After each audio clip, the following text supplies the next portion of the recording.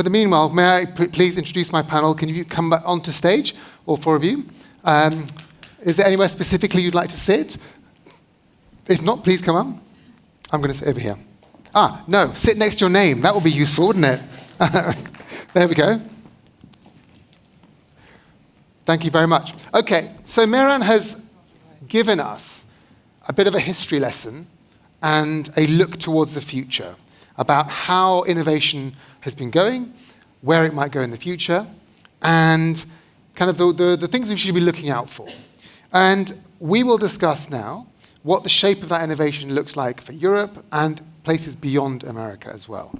So rather than reading out all your amazing job titles, I thought what I'd do first is to ask you a question that allows you to outline your individual vision for how scientific research is best done, what the sort of optimal way of doing it is.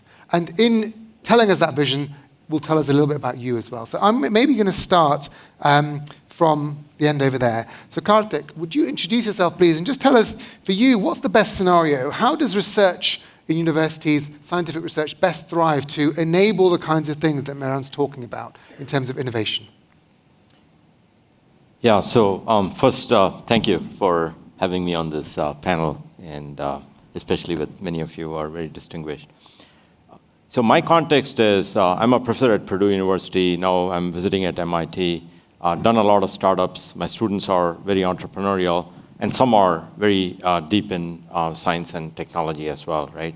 So that said, university research and students need stable funding, less uncertainty in terms of what their future looks like, and an environment that nurtures and pushes their thinking well ahead, right? So given those conditions that I think students have to have for research environment, collaborations, and pretty much forming teams that cut across, current conditions perhaps are not that conducive to US leadership, in my opinion. So, well, we'll come back to that. Maria, why don't you go next? What, in your view, just what is the sort of way that innovation moves forward? What's the best sort of environment for that? Yes, thank you. I'm the president of the ERC, and the ERC, of course, wishes to fund the best ideas and the best people. And one way of doing that is letting them follow their own ideas and giving them money to do that. So that's one view.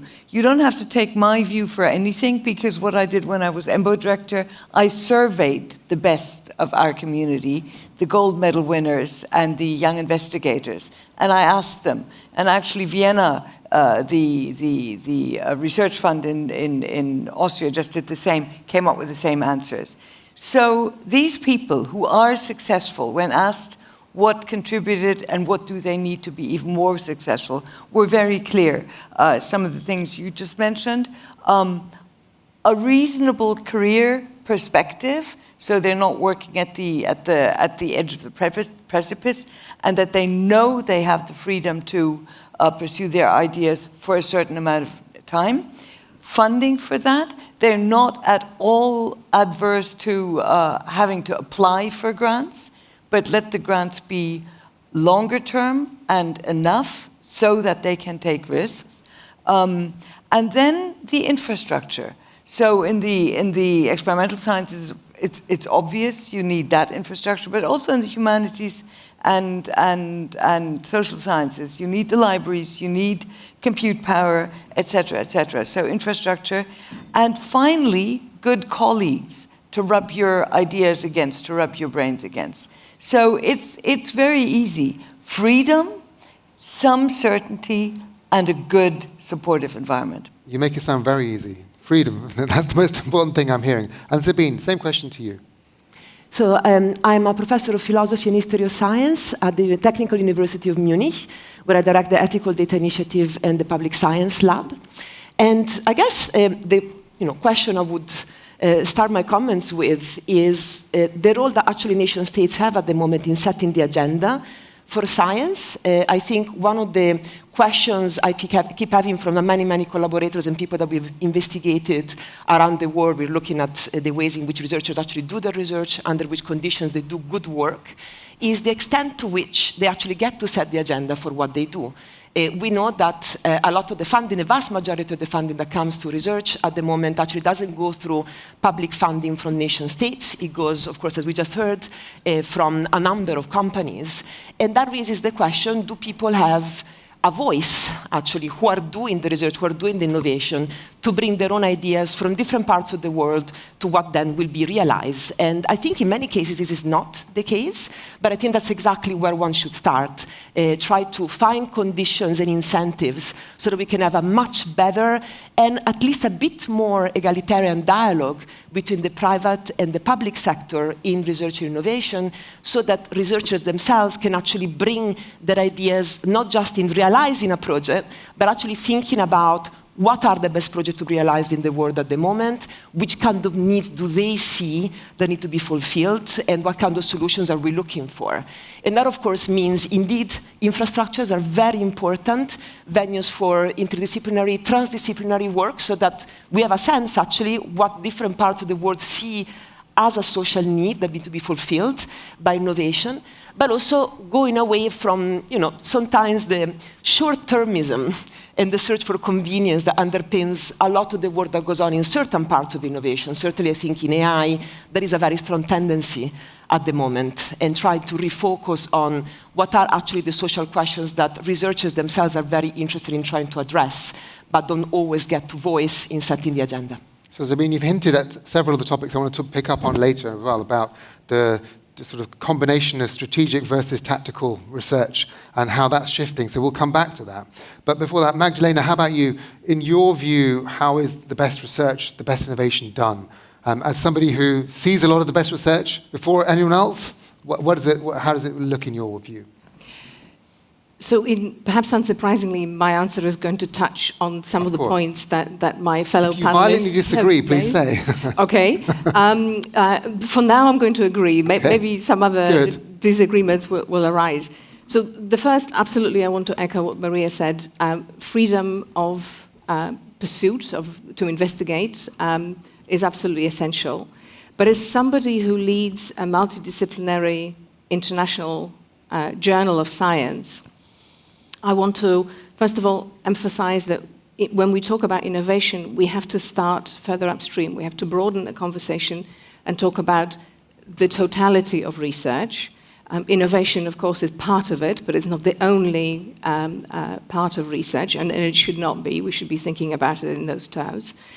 So for me, the future of research, a prosperous, sustainable future of research, has to focus on multidisciplinarity.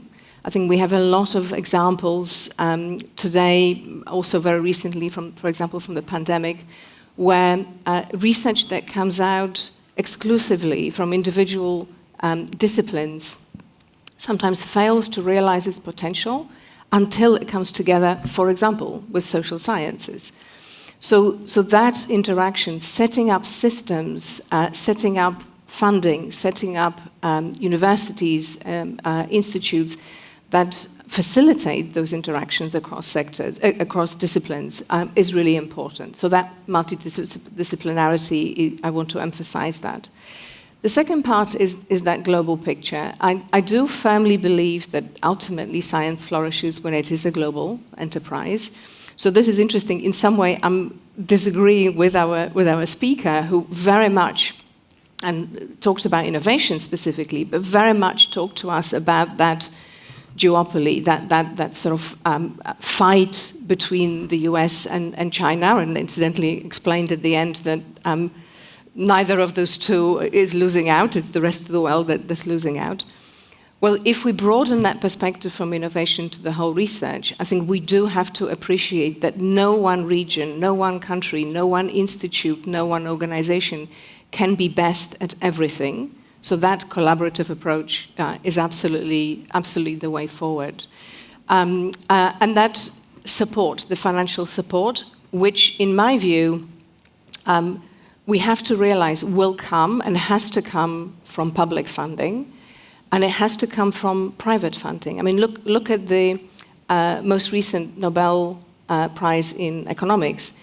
Shows very beautifully one of the aspects of the research that is called out in the prize, so shows very, very beautifully that the sustainable benefits of research that translates into economic benefit comes from that dual funding support from the private sector, but there is a limit at which the private sector will, if you like, reach a plateau in how much it funds innovation, and that's when the public sector comes in.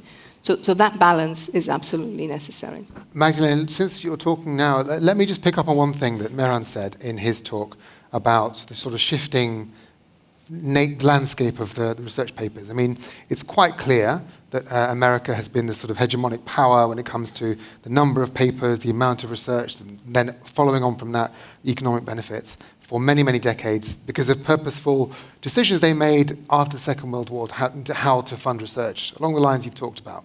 And so it's done very well. And obviously, as the economy gets bigger, so does the research funding. Yeah. And so most of the Nobel Prize winners live in America, even if they come from elsewhere to live in America. They come from America. I think out of the science prizes this year, something like 8 out of 9 were working in America. Most of them were immigrants, however, interestingly. Anyway, I'm curious to know from you, as the editor-in-chief of one of the major scientific publications where the best research is published, how have you seen the research that you submitted to you changing in terms of where it comes from in the time you've been working at Nature? Can I just make a comment about the provenance of researchers who do prominent research? Indeed, we actually published a little bit of an analysis of that, and emphasizing how important researcher mobility is. Yeah. Because, of course, talent can come from many different places, but where that talent can really shine and become productive, and I use that word in a very elastic sense, can vary. So that mobility, the fact that the US has been such a welcoming place, has played into its strength the fact that, as you say, all these Nobel Prize winners this year, but also through history, many of them have come from there. And that, of course, very importantly, is changing now.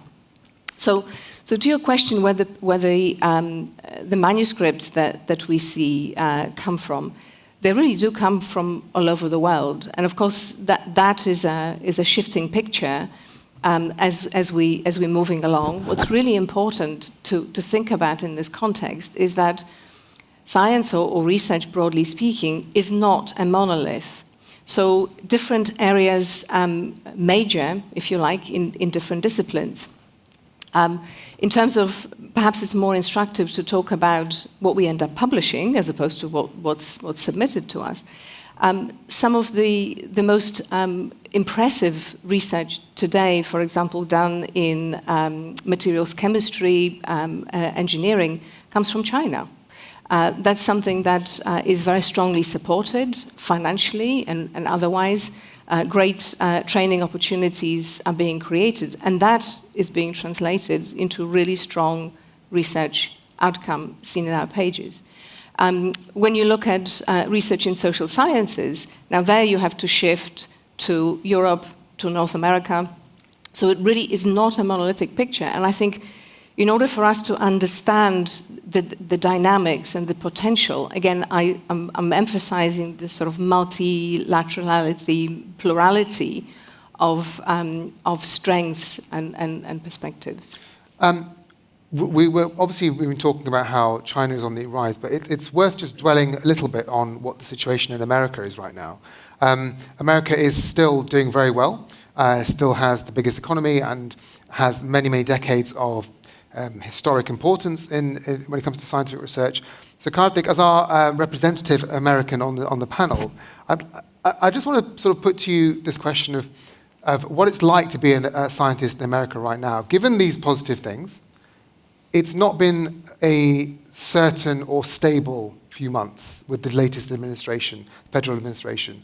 Funding cuts, uncertainty, all sorts of political wars with universities. We all know what's been going on.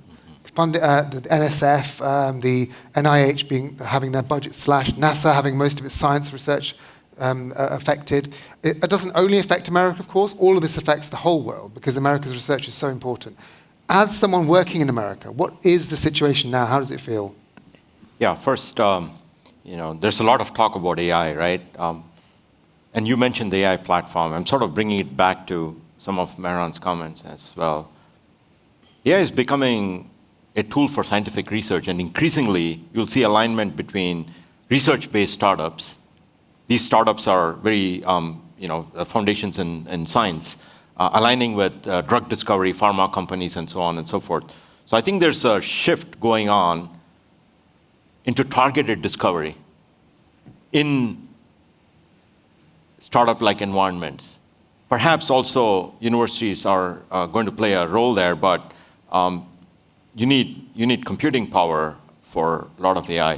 So there's a shift going on there. That said, even if you look at some of the major moves that have happened recently, and I think much more is to come, such as the large language models we are talking about, most of the authors are all immigrants. 7 of the 8 had education in the global field, right? And US has been a melting pot, right? So a lot of the talent has come from outside. So if you start putting pressure on incoming talent, together with this AI-based discovery also merging with it, it sort of starts questioning if the foundations for research in terms of bringing global talent and giving them an environment which is more freewheeling, rather than targeted discovery, which is driven by policies and defense and CHIPS Act and so on and so forth, right? That shifts the research ground, and more curious and creative freedom might undermine the future research foundations that will power discovery and leadership and innovation, which I think is conversion of knowledge into money. In universities, we take, roughly speaking, take money and create knowledge, but the targeted discovery, such as what is going on in China, might bring them more money and spread research talent more broadly. So I think we are at a very dangerous situation in terms of future leadership of research. So if I'm hearing you correctly, the sort of the funding cuts, the sort of willingness to make immigration into America harder, all these things sort of impact the kinds of things you've all been saying on the panel about the freedom, the mobility of the researchers, all of the reasons why America has been such a great place to do research.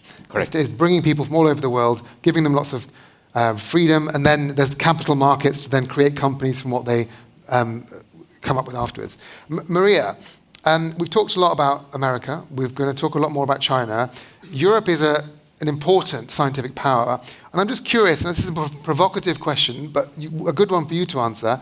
Why is it that Europe's never mentioned in these same respects, even though, scientifically speaking, it's where a lot of science happens? Why is it that we're always just talking about these other 2 countries? Well, first of all, where I am, Europe is mentioned. I sit in Brussels, so I hope so. Yes. So, but it is actually mentioned with the view of over there, the US, and over there, China, over here, us. Why are we not at the top of those statistics that we've seen? And people are concerned. And Sabina just said, why do the statistics show US as one, China as another, and then individual European country, rather than Europe as a whole? Well, Europe isn't a whole. That is part of the problem. So we were asking about investment of companies into research. It's hard for companies that sit in individual European countries and compete with each other across borders and that are small to invest in research. So there's, that is a problem. We're looking at 2 big monoliths as a mixture of disagreeing European countries. So I think that's part of the reason. But it's actually interesting because the balance is shifting so much from the US. And I want to get back to some of the points that were made about that, because, of course, in Europe, everybody's agonizing, why not us? So the US used to be the promised land of freedom and funding and opportunities. You mentioned funding. I think, again, the reason why our colleagues in the US are so concerned, the most visible is funding, but the real thing is the loss of freedom. And then on the other side, China has always said, yeah, they've been said, you know, yes, they publish more, but it's not high quality. Yes, they throw money of it, but it's all controlled. Well, actually not. And from, if we look at DeepSeek, which I only know about from the press, so I don't know about it firsthand, so you'll all know the same thing. But part of their success was exactly, they were given money, they were paid good salaries. They were given absolute and complete freedom. And it's also true for all my colleagues who are being offered positions in China. They come with complete freedom. And I think that's significant. So it harps back to what I said earlier, and we can't kid ourselves about it. So the environment, the freedom, that exists, of course, in Europe, but the freedom to move is limited. The European research area that has been touted for now 25 years hasn't materialized. So that's why. So I think that freedom is something, is a theme that's emerging, obviously, and I think most people here would accept that. It's interesting to hear you say that people working or being poached or being moved to China with large salaries are given complete freedom. Of course, that's unfortunately for any country that wants to be successful in science, you have to let them be free. You can't direct it. We've seen examples in the past of governments trying to direct science and it doesn't work. The Soviet Union, for example, it doesn't work at all. And so maybe this is just a law of physics, essentially, that sort of it requires freedom, and that China's government has realized that. Of course, in China, you're free until you're not free, right? And that works in commercial enterprises as well as academia. So I wonder how long those people might be free for, depending on the politics. But I'm curious about one quick thing, and I'll come to you later on that question, but just I want a really quick thought from you on this. In America, things are very uncertain. They're making it very difficult for people to immigrate. Their funding is going down. Is there an opportunity for the European Research Council or the European Commission to put lots of money into bringing people from all over the world who would otherwise have gone to America? Yes. So I don't even like to see it like that, because I admire, love, and feel sorry for my colleagues in the US. And we value them all. It's not a zero-sum game. We all depend on research in the US working well. So I don't see it that way. At the same time, of course, if they need help, if they need to be rescued because they no longer can pursue their research, because of restrictions on freedom, not so much funding, we must welcome them, and we're providing funds. The ERC is providing extra funding for people moving into Europe. But that alone is not sufficient. It won't work as long as the infrastructure isn't there. Some countries have them, of course. As long as the career prospects aren't there, some countries have them, but not throughout Europe. Okay. So why do we need Trump before we think in Europe what's the best way for us to attract researchers? That's really a sorry state of things. That's a very good question. Magdalena, did you want to come back to on the China question? Yes. I just want to add one perspective to what Maria was saying, and then slightly disagree with something you just said a second ago. So what Maria just talked about, to me, really illustrates the importance of all of us caring about the health of all parts of the research ecosystem across the globe. Exactly as you said, we all need research, understood in the broadest sense, to do well in the US, in Europe, in China, in Africa, in all these different places, because it's that diversity of perspectives and the strengths that each of these parts of the system brings that will play into the collective strength of the output. I think it's really, really important. And incidentally, that perspective that you just expressed from a European side is also held in China. That's exactly what I recently heard, which seems paradoxical, but indeed they also mourn, if you like, the fact that that things are not working out in the US. So the bit I just wanted to question a little bit, you said, of course, we all support freedom in science, but you said it's a bad thing if governments interfere in science. Let's just pause for a second and think about how science is funded from the public purse. It does come through governments, so governments have always influenced where science is going. Let's not be naive about this. The question is how it's done. Is it done in consultation with the research community, with the society that, after all, has elected those governments, and also with a view that we all understand that science and research is at the fundamental basis of innovation and therefore economic growth? Or is it done in some other way to support current ideology or whatever it is? So, sometimes we have this naive idea that science is completely separate from politics and governments have nothing to do with science. That is an incomplete picture and actually an unhelpful one. So we just have to understand how it's done well, how it can be done well, and how much is at stake when that contract collapses. I agree. I don't disagree. Sabina, can I come to you?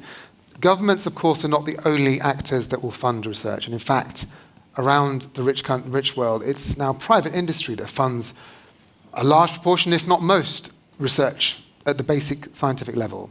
I'm curious to know from you about how very powerful companies of the type that Mehran mentioned in his talk, the AI companies is just one example. They are funding huge amounts of research that won't necessarily go through the normal scientific process of being published and being open and discussed in the world. They're all commercial, essentially. How do corporate interests start to shape society in ways that perhaps we don't have a say in? And what do you think are the implications of that? Thank you. So I think the big implication of this is it's a counterpoint to many of the ideas that already emerged from the panel, ranging from freedom to actually pursue certain goals in research, to who do you include as part of the conversation in actually setting the agenda and thinking about what the problems are. So I think we have extensive evidence of the fact that whenever certain kind of corporate powers control the research agenda, then that, first of all, causes a huge diminishment of the type of diversity of perspectives and voices that are brought to that research agenda, potentially. We've seen it, for instance, happen, now going away for 1 second from AI, because I know that that's what we all want to talk about all the time, but of course that's not the only part of science where we're actually looking at innovation. We have situations where, for instance, doing molecular research and kind of capitalizing on sequencing and genomic techniques for trying to improve, say, agricultural innovation has been a kind of core part of what a lot of the companies that work in the field are doing.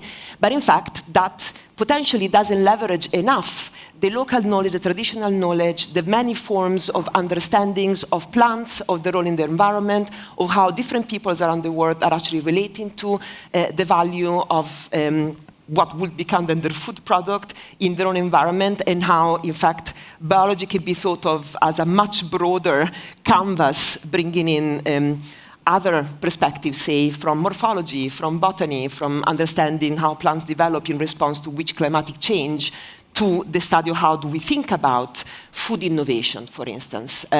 Some companies are seeing this very clearly, others less clearly. The problem continues to be if this is a situation where we have companies that not only are setting the agenda pretty much entirely of their own accord, but not really opening up which parts of research they're doing at any one point, especially in their upstream phases, that is an obstacle to having a much wider discussion and wider scrutiny of what will eventually be the targets of innovation. So, again, in the agricultural business, where there is not the kind of regulation that we see happening, for instance, with pharmaceutical companies, we have a situation where many people working in the public sector around the world actually are not really sure what some of the main agro-businesses are working on in terms of their upstream research. It's just not disclosed in any way. It's impossible to know. For competition reasons, I guess. Yes, but that creates a real gap where you get in a dichotomous situation that I think is very unhealthy for industry as much as unhealthy for publicly funded research. On the one hand, industry keeps looking at publicly funded research as sort of, way to outsource their R&D to some extent and then extract from there whatever may be needed for their own projects. On the other end, a lot of publicly funded research, and certainly many universities, I would say certainly in Europe, look to industry as a cash cow, which is good for giving more finances to do what they're doing, but not really to collaborate a little bit more intensively in thinking about what the real next challenges will be, how to resolve them together. So to me, this diminution of diversity, of the inclusivity of the research agenda that is very much tied to a certain way of behavior of certain corporate powers, but also the attitude that the rest of society, including scientific institutions, take against that, goes against the very kind of dialogue that I think we've been all saying is absolutely essential in public-private partnerships to really drive the agenda forward. So industrial commercial research is obviously very important, but there are obviously limitations when it comes to freedom and also genuinely disclosing discoveries, real scientific discoveries, to allow science itself to move forward. So Karthik, let me come to you. As a professor who trains PhD students, what is your relationship with commercial entities, with companies that also now have huge R&D budgets? How do you interact with them? Is it a positive relationship? How can it be improved? Yeah, personally, these big seven are good. They give jobs to my students, but the big seven tech companies you're talking tech about. companies, yeah. and they are funding a lot of internal discoveries themselves, right? Like very targeted, but they are. That said, I think there has to be a tax on these large companies to give back to the enterprise, give back to the universities, and frankly speaking, we are producing a lot of talent for them at no cost. And the best output, and US is really good at bringing good talent in and adding great value to them, as well as providing them fertile ground either to go to academia or to R&D labs, and unfortunately also fueling these large companies without them participating equally in the research enterprise. So I'm sort of not so pleased with large corporations closing doors, especially because of intellectual property issues. Their publications are merely to keep the students happy and researchers happy because they want to publish. Many of them don't. And the most valued part, we are not being able to participate in that growth, admittedly, because they are profit-seeking. So yeah, in terms of universities themselves, US has been and continues to grow a bunch of students that go into entrepreneurial ventures. But even there, if you look at numbers, a large number, 60% or more, of the AI companies are have immigrant founders or co-founders, or are children or immigrant children. So there's a huge interaction between the research enterprise, the innovation enterprise, and the US policies. And that will negatively affect, if people stop coming to the US, it's going to negatively affect our ability to create these new large enterprises of the future. Magdalena, is there a role for organizations like Nature to try and get corporations to get more of their basic science research published? And obviously I see in Nature papers from DeepMind and DeepSeek recently. I just wonder what you can do about the problems outlined by Sabina and Karthik when it comes to the fact that so much money and so much science is going on at these places, but we actually don't know about it. Yes, so before I answer your question directly, if I can just make a comment, just to ask everyone in the room to think what the purpose of a university is. A university is there to educate, not just to educate and fuel the academic portion of the society, but to educate society in general. So the very purpose of university is to train these graduates so they may go out and fuel the workforce. I appreciate the tension that they are taking your graduate students to do the research that you perhaps want to do in your own lab afterwards, but we cannot deny the fundamental purpose of what universities have. And actually, from my perspective, it's a very positive thing that these future bright minds that are going to create inventions that change our lives are trained in that public sector setting, alternatives have been tried. Many years ago, for example, when China was first strongly moving into genome sequencing, the BGI, one of the biggest sequencing companies, actually started a model where they were taking undergraduates and training them completely in their own space, in their own sphere, saying, you know, these people don't need to do a PhD somewhere else, we will train them. Now, to me, that is a much more dangerous and less effective way of training. But to your question, absolutely nature has a role. And what we have to remember, so much of our discussion is around innovation and AI in particular for obvious reasons. But we have to remember that the private sector, research in the private sector, has been published, or it has been partly in the public domain, in other sectors for a long time. Look at the pharma industry. At some point, the pharma industry very quickly realized, following the sequencing of the human genome, that the genome really holds the keys to finding much better medicines and potential targets, but also testing small molecules and so on and so on.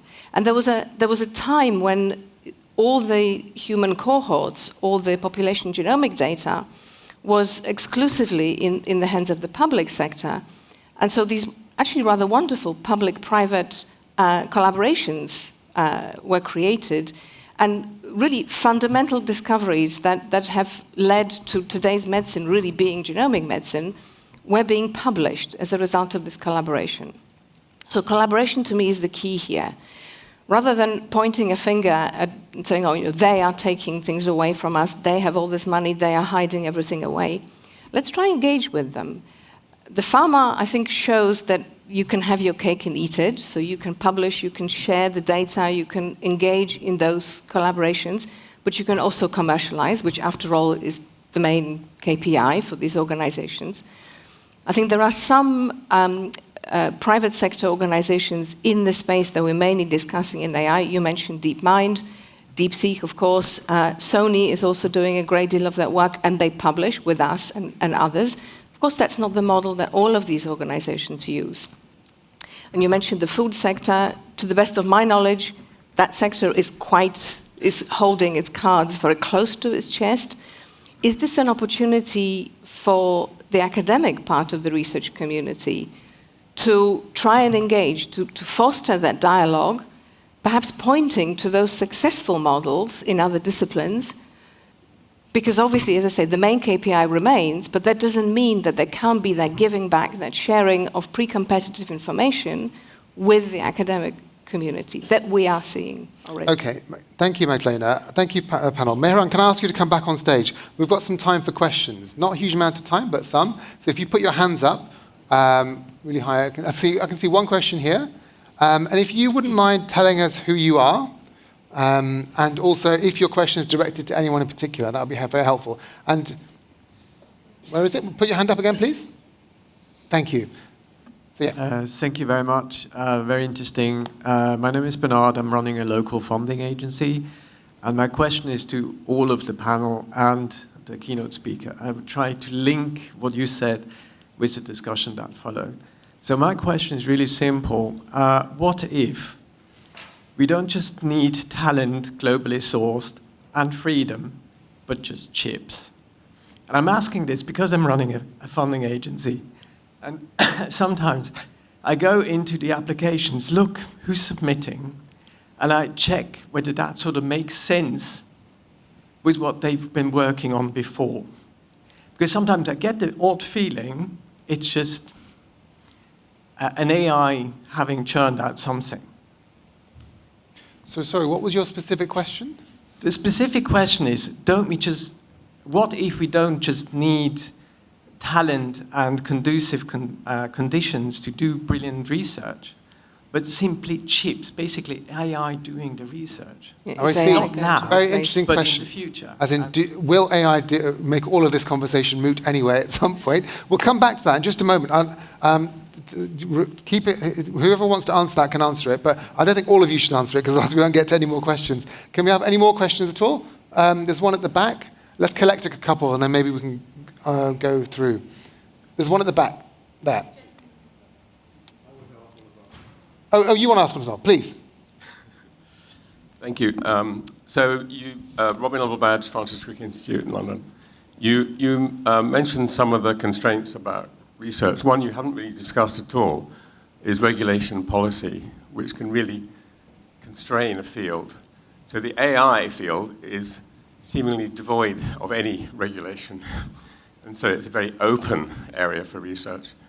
But others, where you think about like genetically modified foods, for example, certain areas of the world, you can't do that. It's very difficult to do it.